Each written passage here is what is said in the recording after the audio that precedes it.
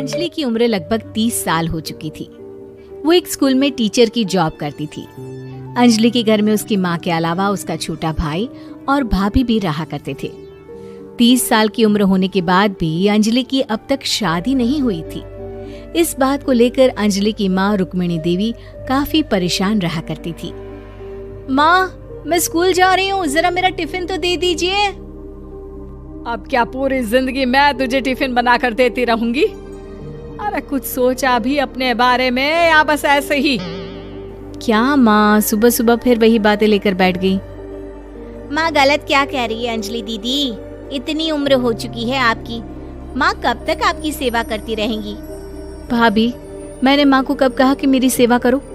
वैसे भी अपना टिफिन मैं खुद तैयार कर लेती हूँ, बस टेबल से उठाकर देने को ही तो कहा था।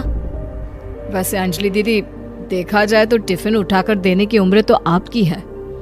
आपका अपना घर परिवार बच्चे होते तो ये जिम्मेदारी आज आप पूरी कर रही होती। एक बात मेरी समझ में नहीं आती, अगर मेरी शादी नहीं हुई तो इसमें मेरी क्या गलती है? और तुम सब लोग मेरे पीछे क्यों पड़े रहते हो?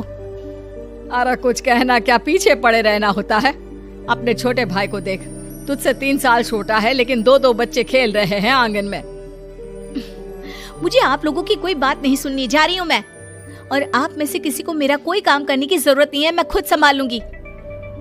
इतना कहकर अंजलि वहां से चली जाती है। शाम को जब अंजलि अपने स्कूल से लौटकर घर वापस आती है तो उसने देखा कि पड़ोस वाली निर्मला चाची वहां पर बैठी हुई थी। क्या बात है अंजलि बिटिया, नौकरी करके वापस आ गई? जी चाची जी, कैसी हैं आप? मैं तो ठीक हूँ बेटा, तुम बताओ शादी के बारे में कुछ सोचा या नहीं? अरे रहने दीजिए ना, इससे तो शादी की बात करना ही बेकार है। कुछ भी कहो तो गुस्सा करती है, बात बात पर आंखें दिखाती है। माँ, आप ऐसा क्यों कह रही है? मैंने कब आप पर गुस्सा किया? अरे अंजलि बेटा, तुम्हारी माँ ठीक ही तो कहती है। 30 की होने आई हो, अब तुम्हें भी शादी वादी कर लेनी चाहिए। चाची जी, आप तो ऐसे कह रही हैं जैसे शादी करने से मैंने मना किया हो। रहने दीजिए निर्मला चाची, हमारी अंजलि दीदी को अभी तक उनकी पसंद का दूल्हा नहीं मिला ना, इसीलिए वो शादी नहीं कर रही। भाभी, ऐसी कोई बात नहीं है। अरे तो फिर क्या बात है? तुम्हारी माँ ने तुम्हारे लिए इतने रिश्ते ढूंढे लेकिन तुम्हें कोई पसंद ही नहीं आता। क्या है ना चाची जी, हमारी ननद रानी नौकरी जो करती है ऐसे ही थोड़ी ना किसी को पसंद कर लेंगी। अरे भाई, नौकरी का घमंड है तो बात अलग है, कोई और बात हो तो बताओ, कोई रास्ता निकाला जाए। नहीं चाची जी, कोई बात नहीं है, बस मुझे अभी तक अपनी पसंद का कोई मिला नहीं है। सुन लिया आपने, इस लड़की के तो पर निकल आए हैं और इतनी उम्र में अपनी पसंद का कोई मिलेगा भी नहीं इसे। माँ, आप मेरी शादी को लेकर हमेशा मुझे ताने क्यों मारती रहती हैं? अपनी माँ की बातें तो ताने लगती है। ताने हैं? बताओ, मैंने कुछ गलत कहा क्या?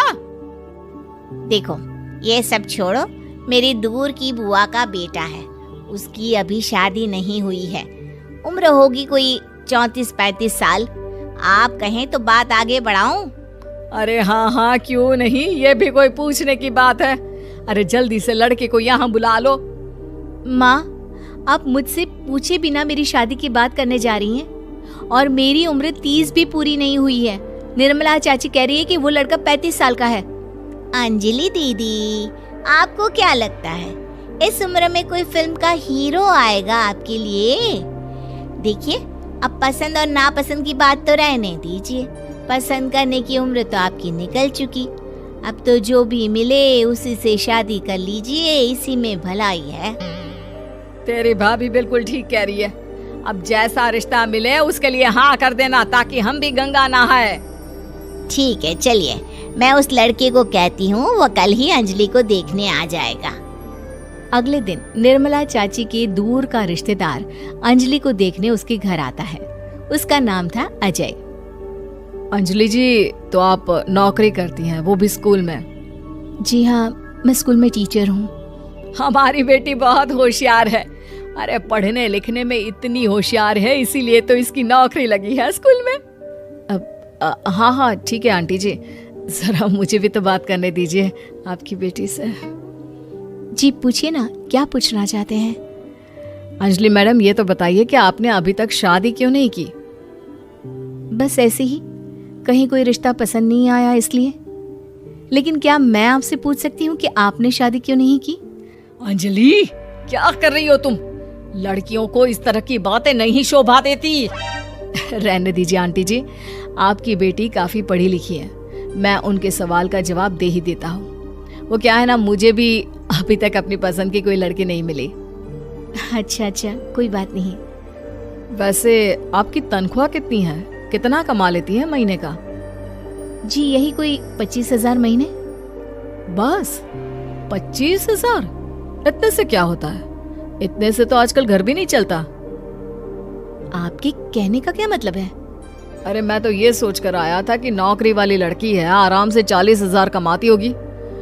माफ कीजिएगा, आपका और मेरा रिश्ता नहीं हो सकता। जी कोई बात नहीं, मुझे भी आपके साथ शादी करने में कोई इंटरेस्ट नहीं है। अंजलि, किस तरह की बात कर रही हो? घर आए रिश्ते को ठुकरा रही हो तुम। दीदी, अब इस उम्र में आपको इतनी अकड़ नहीं दिखानी चाहिए।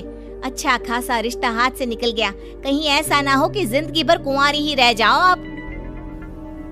कुछ दिन और ऐसे ही निकल जाते हैं और अंजलि की शादी कभी नहीं होती। अंजलि के परिवार वाले बिंदास उसे ताने मारते रहते हैं, लेकिन अंजलि एक बड़ी नौकरी की तैयारी करती है और उसमें सिलेक्ट होने के बाद अंजलि को एक बहुत बड़ी नौकरी मिल जाती है। अब तो दीदी के नखरे और भी ज्यादा बढ़ जाएंगे भाई। अब तो इतनी बड़ी नौकरी जो लगी है, अब इनकी शादी होने से रही। माँ, मुझे नौकरी के लिए दूसरे शहर जाना पड़ेगा। आप जानती हैं ये बहुत बड़ी जॉब है और इसमें पैसे भी बहुत ज्यादा मिलेंगे। अच्छा, कितने पैसे मिलेंगे बेटा? माँ, मुझे हर महीने 90,000 सैलरी मिलेगी। क्या? अरे वाह वाह, ये तो बहुत अच्छी बात है। लेकिन फायदा क्या? कितने भी पैसे मिले, शादी तो हुई नहीं ना तुम्हारी। अंजलि नौकरी करने के लिए दूसरे शहर में चली जाती है और जब कुछ महीनों के बाद वो वापस घर आती है तो उसे अपने पति के साथ देखकर उसके घर वाले हैरान रह जाते हैं। अरे अंजलि, तूने शादी कर ली और हमें बताया तक नहीं। और दामाद जी करते क्या हैं? इतनी बड़ी कार है उनकी।